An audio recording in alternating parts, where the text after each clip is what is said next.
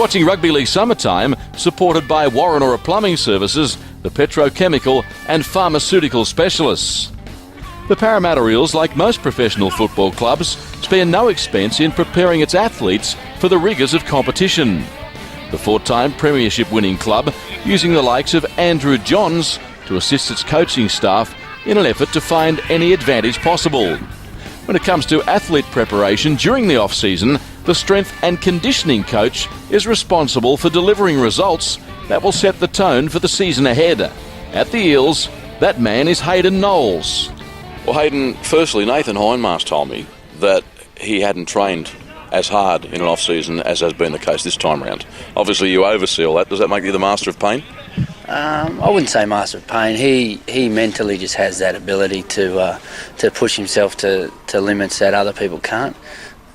Probably he's right in time, because usually he has a rep season, then we give him some time off, and he can come. Nathan Hindmarsh will play round one with no training some years, based on there's been years he's had surgery, he's had rest, then he's come back. Like I think it might have been last year or the year before, he didn't do much training at all and still nutted out a very successful year as far as his body goes.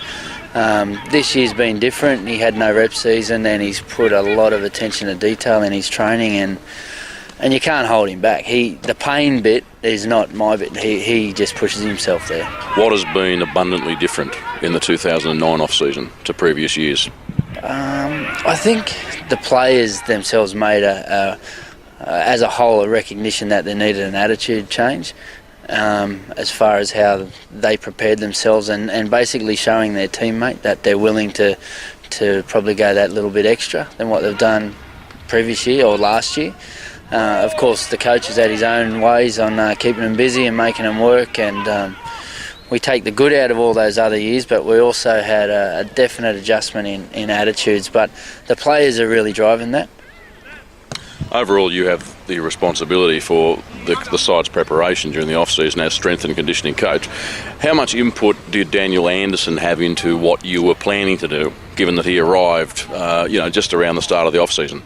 Yeah. Did you have to change what you may have been thinking perhaps prior to that? I think he was coming in with the same attitude of he was going to crack a few whips as far as keeping them working, keeping them busy, and an attitude adjustment, I guess. He definitely had his own thoughts on this player needs this and that player needs that, and as a strength and conditioning coach, you have to do what the coach requires. So he had his opinion on what needed to be done, and then I gather a whole heap of staff, and sometimes it might not be me. I get other trainers or other specialists in certain areas to help get it done. But he definitely had some of his own ideas. Hayden, how much do you lean on outside knowledge? When we visited the West Tigers, Tim Sheens, for example, alluded to the fact that he had been utilising the Australian diving coach as a means of working on the player's core strength region. What about yourself? How much do you do things like that? I think you have to always be open-minded with that stuff. I mean, over the years, I continually try to learn off as many sports as I can and as many coaches as I can from different codes, whether it be, I've spent time with some soccer coaches, some basketball coaches, some AFL coaches. I used some AFL coaches last year with some jumping. I've used high jump coaches, I've used wrestling coaches. You're always trying to learn. It basically always comes down to, does the player want to master their sport? And if my job is, can I get someone to help them do that, then I'll do it. But it always comes down to, does the player want it? So that diving coach, he'll be great as long as the players realise the value in it. And it's a smart move by Tim Sheens for sure, because divers are obviously very strong in that area. Krishnan Inu is one of the game's brightest young stars, and at age 21, he already has a World Cup winning medallion displayed in his trophy cabinet. The brilliant outside back says his confidence is sky high after deriving so much from New Zealand's World Cup triumph. Yeah, definitely. It was something I can look back to in the next few years and just say that I've won a World Cup, so yeah, it's good. At age 21, it's pretty good going, isn't it? Yeah, definitely. I was probably one of the 6 of us, the youngest in the squad, so it was a good experience for us, and hopefully we can As a result of taking part in that World Cup, obviously you had the opportunity of having an off-season that has only seen you back in training for a short time compared to some of the other lads. Yeah, I didn't do too much in the off-season. I had a break, went away, and I started pre-season at the start of January. So, yeah. Were you pleased with the way you went about your business last year, 2008?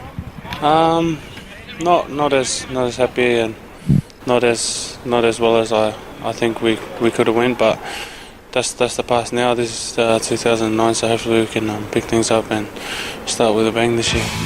The off-season is not necessarily an aspect of being a pro footballer that all players relish, and the Auckland junior admits training in the summer heat can be a tough road. Yeah, definitely the grind. I think it's not everyone's happy part of the season, but it's just what you got to do to prepare well and get the season started. So yeah. The obvious upside is the fact that the pressure of winning games week in, week out's not there, though. Yeah, definitely. I think everyone's just there to train hard and do all the little things right, and then we can get a few games under our sleeves and hopefully the preparation pays off. You approached 2009 season injury-free, which is a big bonus. Yeah, definitely. Didn't have a good start as I thought I could have had last year, being taken out in the first round. So yeah, hopefully, touch wood, that doesn't happen this year. You had an amazing debut year in first grade. Seems like a long time ago now, actually. How hard is it to back it up? Yeah, it's always hard. Everyone always sees you at your best, and that's what they want to see every week. So definitely for us younger boys, it's always hard. But with the help of the senior players that we have in our team, it makes things a lot easier. Your impressions of Daniel Anderson as a coach thus far? Yeah, he's been great. I was a bit scared at first because I didn't know who he was or how he coached and stuff. But no, he's been heaps good. He's helped all of us younger boys and probably a few senior boys get to where they want to be at the start of 2009. Has he spent much time with you one-on-one to develop your game? Yeah, he has a bit, especially probably me and Jared. A bit more extra things that we needed to do because we didn't have the season that we wanted last year. So yeah, he just had a few words.